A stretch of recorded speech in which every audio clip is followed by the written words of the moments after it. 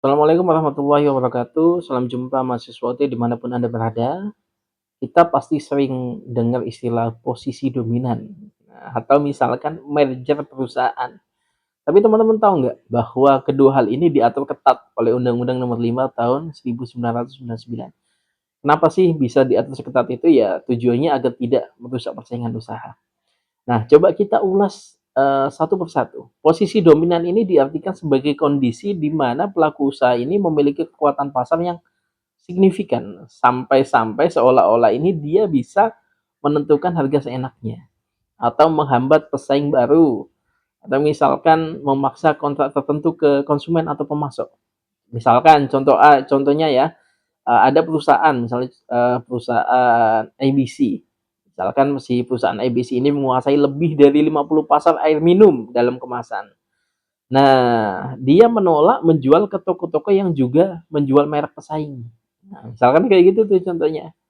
Undang-Undang Nomor 5 Tahun 99 ini pada pasal 25 sampai 28 ini menyebutkan bahwa pelaku usaha dilarang menyalahgunakan posisi dominan. Misalkan menolak permintaan tanpa alasan logis, menghambat pelaku usaha lain masuk ke pasar, atau mengatur pemasaran agar mengunci distribusi, atau mensyaratkan perjanjian yang eksklusif. Nah, aturan merger dan akuisisi ini boleh dilakukan asal tidak mengakibatkan praktek monopoli dan persaingan usaha tidak sehat. Karena di pasal 28 ini disebutkan bahwa jika merger dan akuisisi ini menimbulkan posisi pasar yang dominan atau menghambat masuknya bagi pelaku usaha lain, maka dapat dilarang dan dibatalkan.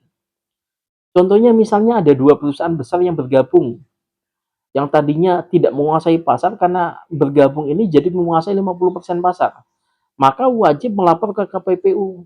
Nah, KPPU ini akan menganalisis apakah merger ini mengurangi jumlah pesaing, apakah harga akan meningkat karena terjadinya merger, atau konsumennya ini yang dirugikan.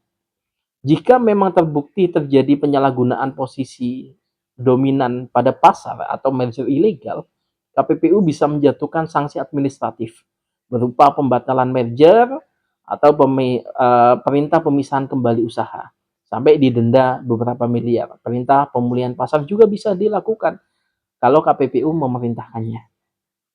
Jadi teman-teman, memiliki posisi dominan itu tidak dilarang, tapi jika disalahgunakan maka akan dikenai sanksi hukum.